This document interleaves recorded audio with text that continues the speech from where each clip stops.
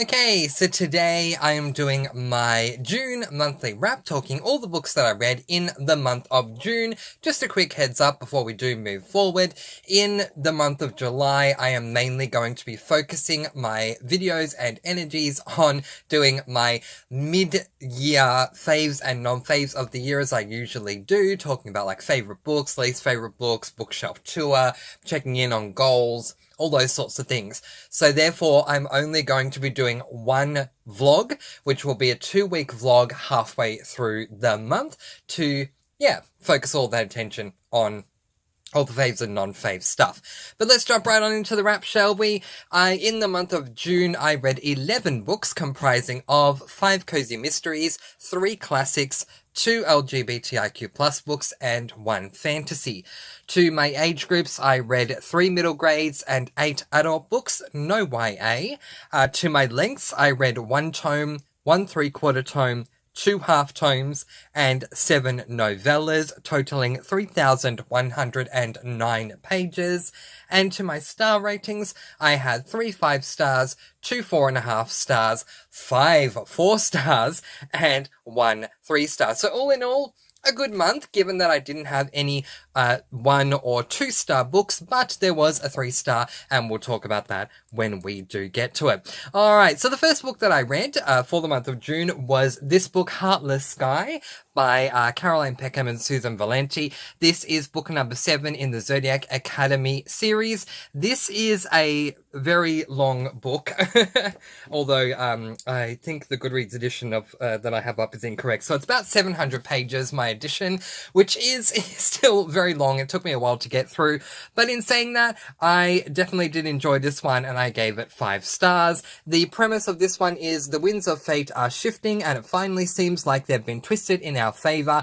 On the run and cast out from society, we've been forced to hide from the madman who stole our throne, but as more secrets come to light and my sister and I work harder than ever before to reach our potential and claim our birthright, the end is finally drawing closer. There is no turning from this path now. The curse chases on us on our heels as time rushes by, and the blood-drenched destiny of the man I love looms ever closer, just like the monster who stole our throne. So to my thoughts, another amazing Zodiac Academy book with a cliffhanger to stop hearts. I love that we got to explore a little more between Seth and Caleb, and Xavier really grows in this book too, and I'm looking forward to more with his bond with Tyler. That ending though, Caroline Peckham and Susan Valenti, I bow at your feet and cannot wait for more in this series. I have absolutely enjoyed my time with Zodiac Academy. I'm not reading a Zodiac Academy in July, but I certainly will be continuing on in August. And once again,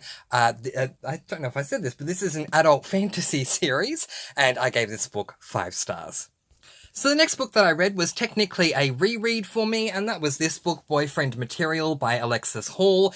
When I read this book over 2 years ago, it was a standalone. This now book has become book 1 in a series since then, so I want to read the series and have therefore gone back and reread this book over 2 years after I did my initial read. You know what I'm trying to say. Anyway, Boyfriend Material, book number 1 in the London Calling series. This is by Alexis Hall, and it is marketed as an adult LGBTIQ plus read, and I gave this book 4.5 stars. Interestingly enough, when I did my initial read, I gave the book 4.5 stars as well, but I gave it 4.5 stars this time round for a completely different reason.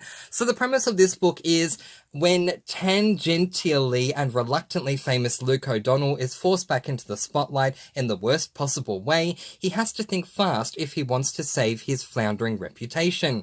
Enter Oliver Blackwood, stunningly handsome and effortlessly put together. Oliver is successful and ethical vegetarian and has never appeared in a scandal magazine ever. In other words, he's the perfect boyfriend material and exactly what Luke needs to appear respectable again. But when their fake relationship starts to feel like real romance, Luke and Oliver might have to consider whether they're willing to fight for the truth of their new relationship, scandal and consequence being damned. So to my thoughts in my initial read, as I said, I also gave this book 4.5 stars, but for very different reasons. Back then, I had an issue with the romance genre breakup trope and docked 0.5 stars for that reason in 2021. However, in 2024, I am docking the 0.5 stars for another reason. Much as I love Luke, and I really do, there were moments with things he said or did that just seemed really odd and out of nowhere. But this is not only worth the most, this is only worth the most minor deduction I can give of 0.5 stars. I still love Oliver and Luke. I still don't get why they broke up, but I dealt with it better knowing it was going to happen. The humor in this book is off the charts. If you want a good laugh, I highly recommend this book. And I cannot wait to read book number 2, which I am going to be reading in July. It's the first book I read, Husband Material. So really looking forward to that one. But as I said, I gave this book 4.5 stars.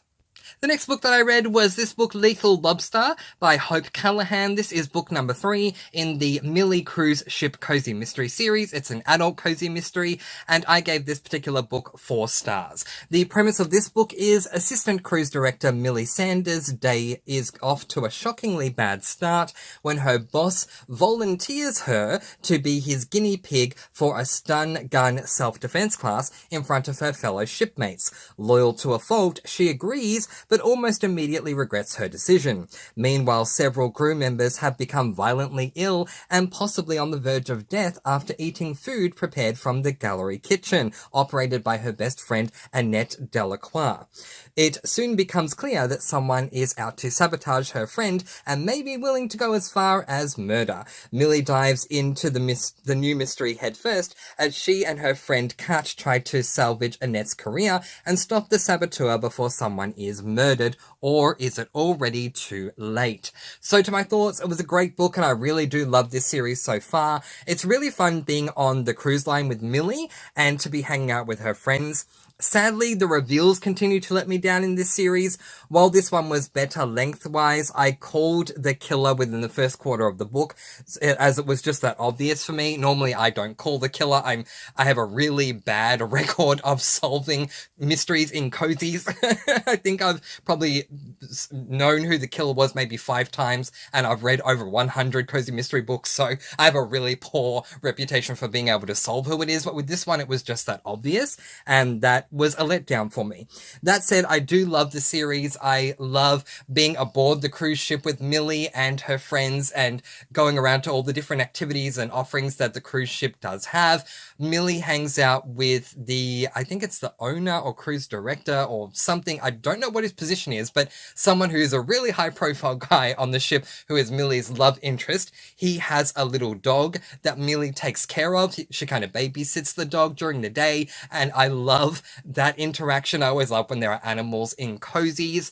And yeah, I just really can't wait to keep going. I do love this series. I'm not reading a Millie cruise ship cozy mystery in July because the very next book I read was the very next book in that series. So I gave Lethal Lobster 4 stars, but the next book that I read was, in fact, this book, Deadly Deception, book number 4 in the Millie Cruise Ship Cozy Mystery series, again by Hope Callahan, again an adult cozy mystery. So the premise of this one is life on board Siren of the Seas, which is the name of the cruise line, has been smooth sailing for Millie Sanders, but that soon changes when diva Ariana Teller boards as the ship's new entertainer and star attraction. Unfortunately, Millie has been given the task of showing Ariana the ropes. When Ariana discovers a dead body on her balcony, Millie's task changes to protecting the diva's life 24 hours a day. The only problem is Ariana has a penchant for disappearing, and Millie is forced to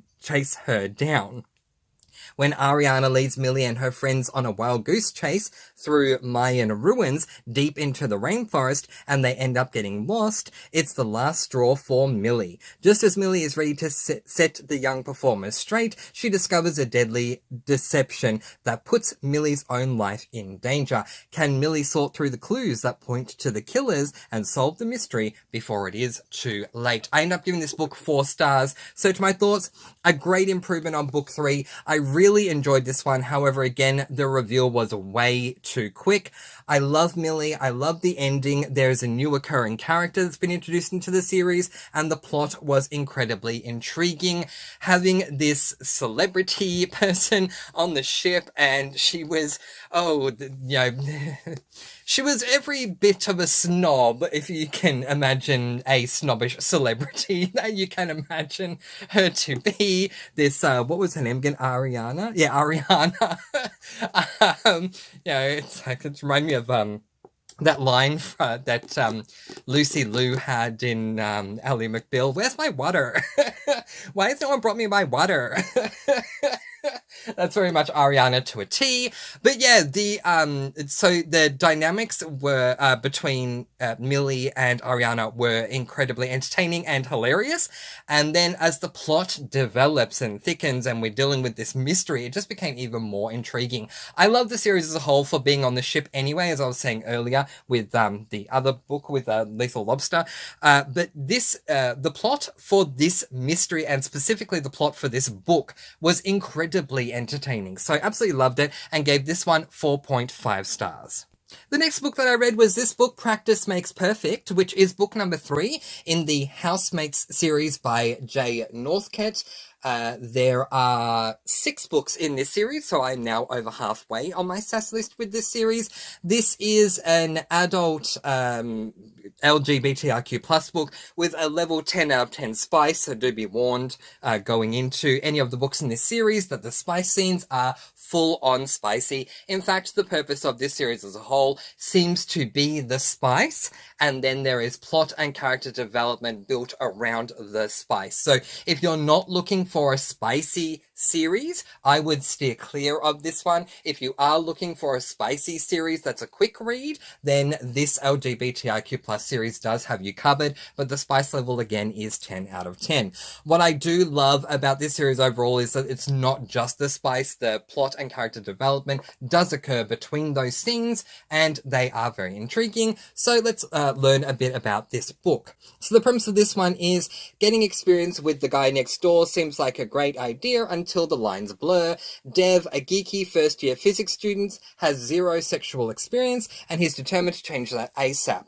After a bad time in halls of residence, he's starting the summer term with different housemates, and a new plan of action. Ewan lives in the house next door to Dev. He's young, free, and single, and isn't looking to change that anytime soon. When awkward circumstances throw them together, Ewan offers to help Dev out in the bedroom in return for maths tutoring, and Dev jumps at the chance. They work their way through Dev's sex to-do list, but what starts as a perfect no-strings arrangement gets more complicated as their feelings for each other begins to grow.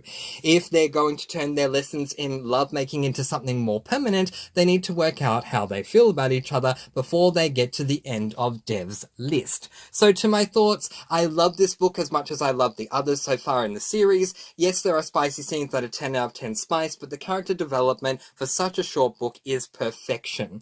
I also got really emotional at the end, really loved getting to know both Dev and Ewan as well as their differences, and really appreciated the fact that it was dual perspective as I needed both perspectives and not just one. A fantastic book that I couldn't fault, and I gave this book an overwhelming 5 stars because of the fact that I could not fault the book. And yeah, I mean, if you can't fault it, it's a 5-star read. So really enjoying my time with this series. I am going to be reading another Jay Northcott series in my, putting it on my 2025 SAS list, because I do love Jay Northcott's writing. I love his plots, his character development, all that kind of stuff. Even though, as I say, it's a spicy 10 out of 10 spicy series, the character and plot development is just so compelling. Jay Northcott's writing style is just so fun and easy to read that, yeah, I need to read more of his works next year. But as far as this year, I'm now at the halfway mark of the Housemaid series and can't wait to get on to book number 4, which I will be reading in July. 5 stars for this one.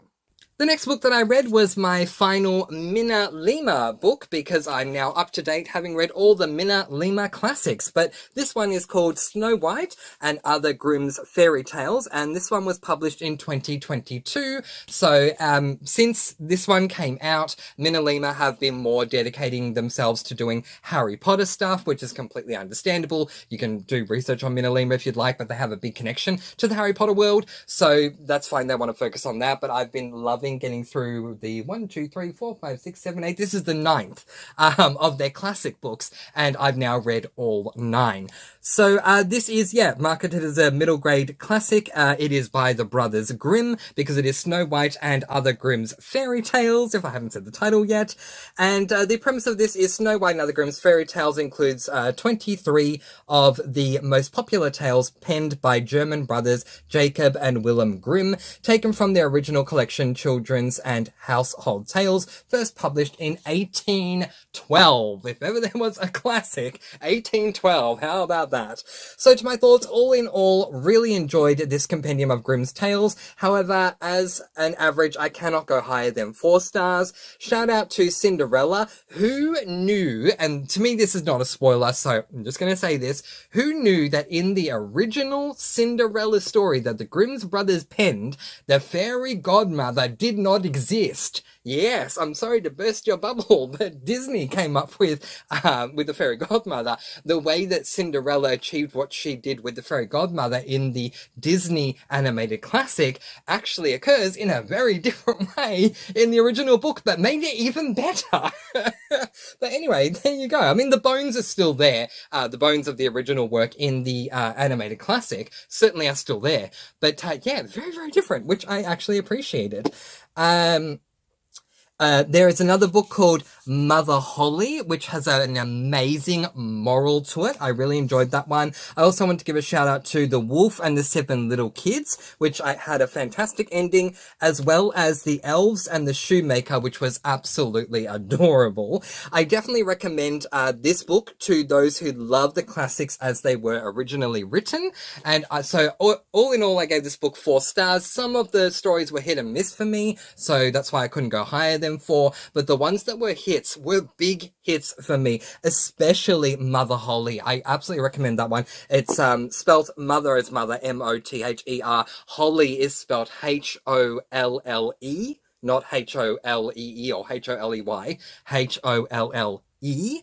Mother Holly, fantastic moral to Mother Holly, if you can get on to reading that one. It is a quick one, but 4 stars in all, and I'm kind of sad that my Minalima journey is over. Every single year for my birthday and Christmas, my mum would buy me another Minalima, because I wanted the classics. I have the original Harry Potter UK editions on my bookshelf, so I don't want them in the Minalima collection, but I've really enjoyed my journey with Minalima. They do cost more, but in my opinion, they are worth it. If you want to spend some money on yourself and buy yourself a nice little gift, because as I say, it does cost more. They are a beautiful addition, so I do recommend them in that light. But anyway, I gave it 4 stars. The next book that I read was this book, Blossoms, Barbecue and Blackmail. This is book number 20 in the Campers and Criminals series. It is an adult cozy mystery by Tonya Kappas, and I gave this book a total of 4 stars. This has been an interesting series for me. I've had up and down ratings depending upon the book, but I really enjoyed this one. So the premise of this book is the last thing Normal needs is Dottie Swagger or Mary Elizabeth Moberly as the Mrs. Blossom Festival Queen. I thought I had my hands full when Dottie Swagger and Mary Elizabeth Moberly entered the Miss Blossom Queen beauty pageant for seniors, but when I witnessed a fight at the festival between Kerry Patillo and Jason Dresser, Kerry's daughter's accused killer, I knew Jason was wrongfully accused for the murder and setup. How was I going to prove it before the trial started?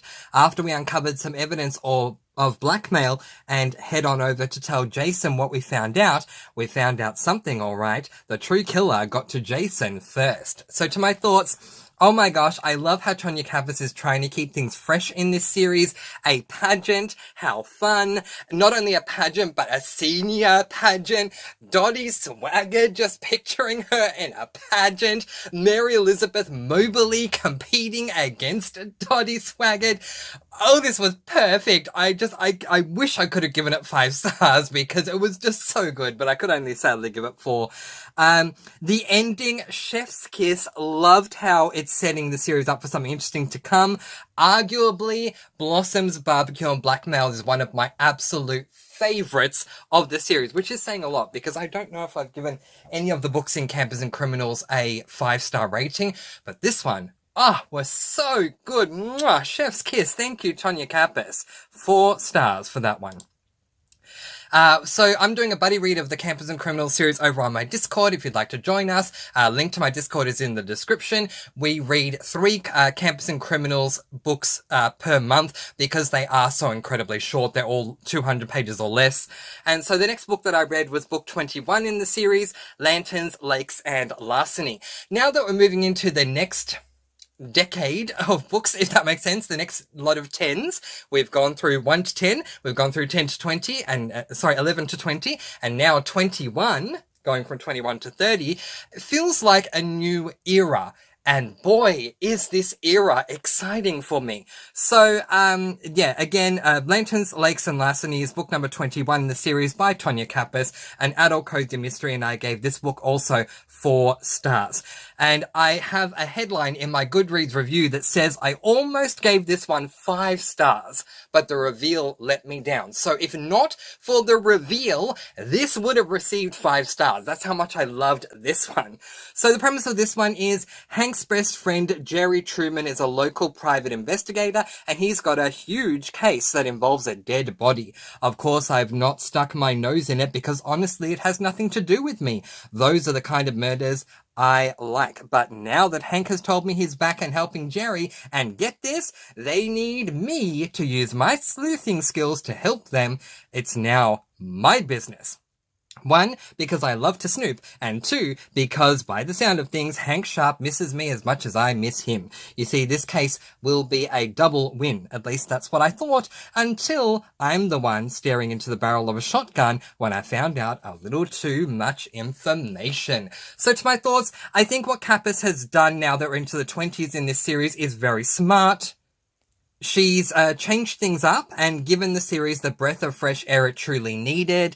I really love seeing Hank and May working together. The mystery was intriguing, but the reveal was a letdown, so as I said, I docked a star for it. But all in all, I'm loving this new direction of the series, and I'm looking forward to seeing what May and Hank need to solve next. And again, I gave this one 4 stars.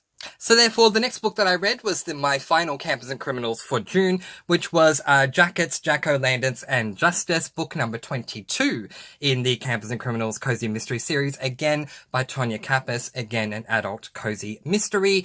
And as much as I'm enjoying this new era, this one actually received my lowest rating of the month. Not my lowest Campers and Criminals rating, my lowest rating overall for any of the books. I gave this one 3 stars. So a bit of a backward step in this new era, which was a bit disappointing for me. I'm hoping that book 23 gets us back to the classic 21 and 22 and how things were looking really good. But this one was a bit of a stumble for me. So the premise of this one is fall at the campgrounds is my favorite time of the year. The bursts of orange, yellow, green and red pop on the falling leaves, creating a colourful path along the trails for all of my guests at my campground. It's a real life picture that could never be captured by a camera. The campground is full and the campers are excited to participate in Normal's annual pumpkin carving carnival. It's a little spooky seeing the hundreds of jack-o'-lantern faces all light up with toothless or toothy smiles. It's the dead body among them, however, that chills me to the bone. So to my thoughts, after enjoying the last 2 books in the series, this one sadly was an average read for me at best. We're basically dealing with Hank's sister who has been accused of something she swears she didn't do. Look, I get that we need a mystery in every cozy, but this one could have done without it, or done without this particular mystery. Hank's sister just got in the way of so much character development, especially between Hank and May, and it really annoyed me. I am looking forward to the next one though, and as I said, I gave this one 3 stars. I'm hoping that we bounce back in book number 23, but yeah, just unfortunately, 21 and 22 really good, and then 20 and 21 really good, and then 22 sadly a letdown. 3 stars for this one.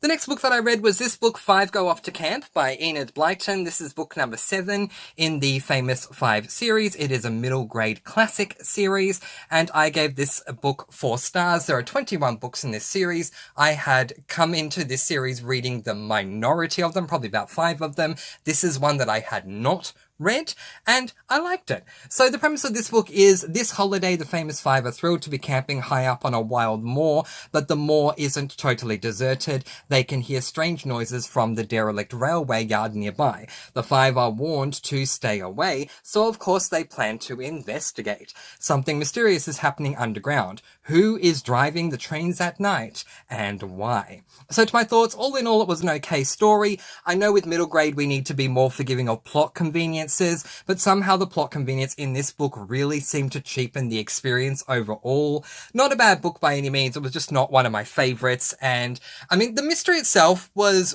good, but yeah, there are things that I need to go back to doing spoiler and spoiler-free reviews of books because there's a spoilery thing I'd love to discuss, but I'll just say this much to keep it spoiler-free.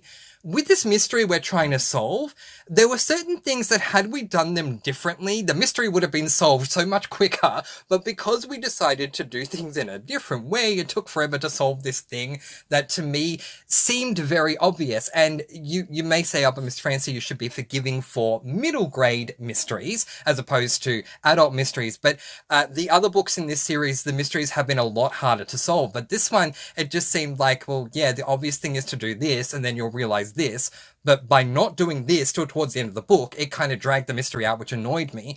And then we get into a hairy situation, which we do in every single book with the five. Something happens where, yeah, they're in a moment of trepidation, shall we say, and unfortunately it was a plot convenience that solved that thing, and that really annoyed me. We do have to be forgiving with plot conveniences in middle grade, but I just feel that the book was so great until that plot convenience that it did take away from the enjoyment of the rest of the book. And so I docked a star for that one. But still, 4 stars is a good rating, and for the majority of it, I did enjoy it. And the final book that I read in the month of June 2024 was this book, 5 Get Into Trouble by Enid Blyton, which is book number 8 out of 21, and again, a middle grade classic. I had read this one before. I had read this one many times growing up as a child, and something that I need to warn you about with this book is that there is a strong middle grade level of violence that occurs throughout this book. So there's another book in this series which is, I'm going to find out which one exactly. I think it's number 2. It's called 5 Golf in a Caravan. And I'm just getting that for you now. Oh, sorry, no, 5 Golf in a Caravan is book number 5. So 5 Golf in a Caravan has a one moment of violence and one moment of animal harm that occurs in it. And so I warned of that. But 5 Get Into Trouble has a lot of violent moments, middle grade violent moments. And look, you know, everyone's going to read what they want to read, but I need to put that warning out there because you would think being a middle grade book that it wouldn't be as violent as it was. So if you're planning on having children read it, I would just recommend reading it yourself to see if, you know, you want your child to read it to see if they're ready for this one, because it's a lot more violent than it probably should have been. So just do be mindful of that. And I'm saying that as an adult, you know, I'm saying that as an adult who loves reading horror, adult horror, and watching adult horror. This was a violent book. But anyway, it is a classic, so we need to keep that in mind too. This particular edition that I'm holding in my hands was first published in 1949. Jeepers creepers. So yeah, that's probably why. All right, so the premise of this one is that Dick, Julian's brother, has been kidnapped, mistaken for someone else, and the famous 5 are frantic. Desperately, they track him down to a sinister old house in the middle of nowhere, and he's safe and well. But just when they thought their troubles were over, the gang find themselves held captive and in terrible danger. Who will come for them now? So to my thoughts, strong warning, as I say, of middle grade violence in this one. That said, the violence aside, this was a massive improvement on the last one in that there were no plot conveniences. The danger felt very real, and the 5 and their new friend Richard really had to think hard to work their way out of the mess they landed in. Truly one of the best, but just be warned of the violence. I recommend reading as an adult and not as a child personally, and I gave this book 5 stars. And now for everyone's favourite game that we like to call Up. These are all the books that I read in the month of June 2024. What books did you read in the month of June 2024? Let me know in the comments below. Again, link to my Discord is in the description. If you'd like to discuss things further over there, please do so. But in the meantime, I'm going to let you all go with peace, blessings, and so much love. Please do be kind and love one another and spread your sparkling energy all throughout the world. And until next time, happy reading! Bye everyone!